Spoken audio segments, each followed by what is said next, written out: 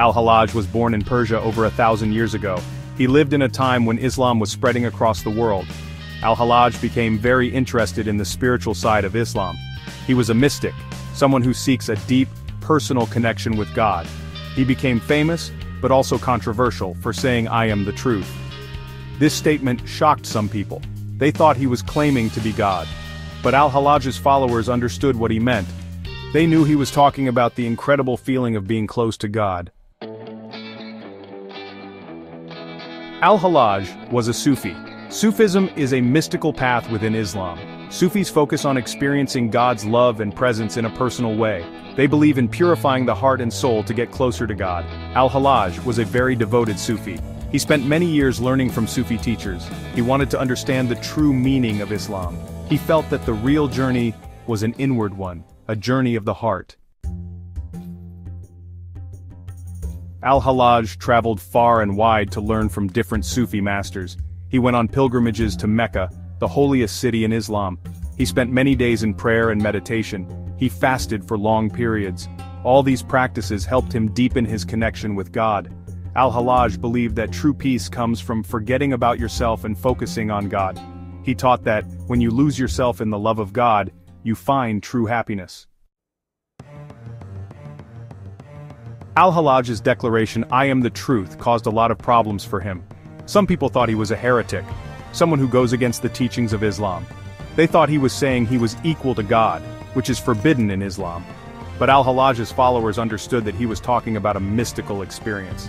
They knew that when he said, "I am the truth," he meant that he felt completely united with God. He was trying to explain the feeling of oneness with the divine. Section 5. Imprisonment and Trial. Al-Hallaj's teachings angered the religious authorities. They accused him of blasphemy, which means disrespecting God. He was arrested and put in prison. His trial lasted for many years. During his trial, Al-Hallaj defended his beliefs. He said that his words came from a place of deep love for God, but his accusers refused to listen. They were afraid of his teachings.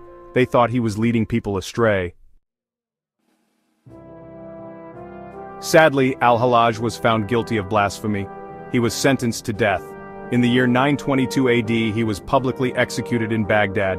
He was whipped, tortured, and then beheaded. Even in his final moments, Al-Hallaj remained calm and peaceful. He forgave his executioners.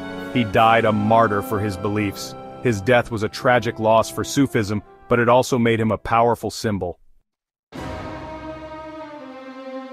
Despite his execution, Al-Hallaj's teachings continued to inspire people. His followers kept his memory alive. They spread his message of love and unity with God. Today, Al-Hallaj is considered one of the most important figures in Sufism. He is remembered as a man of great courage and conviction. His life and death teach us that the search for truth can be dangerous, but they also remind us of the power of faith and the importance of following our hearts. Al-Hallaj was not just a mystic, he was also a gifted poet. He expressed his spiritual experiences through beautiful and moving verses. His poems are full of longing for God, the pain of separation, and the joy of union. They are still read and cherished by Sufis and lovers of poetry all over the world. His words resonate with anyone who has ever felt a deep connection with something greater than themselves. Al-Hallaj's story is both tragic and inspiring. He was a man ahead of his time, a spiritual pioneer who dared to speak the truth as he saw it. His message of love, unity, and the search for God continues to resonate with people today. He reminds us that the spiritual journey is a personal one. It is a journey of the heart, a journey that requires courage, conviction, and above all, love.